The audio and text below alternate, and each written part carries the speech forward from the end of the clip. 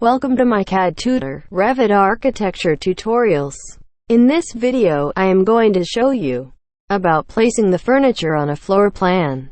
We have this sample floor plan that needs to place the furniture.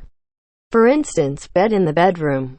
To place the furniture, go to Build panel and click on Place a Component and go to Load Family from the ribbon. And go to the Furniture folder and open the Bed folder.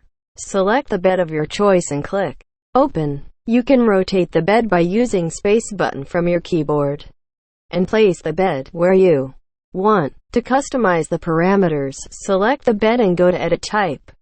Here you can change the given parameters, for instance, length and width. This is how you can place any furniture type in Revit floor plan. Thanks for watching this video. Please like, share and subscribe for more videos.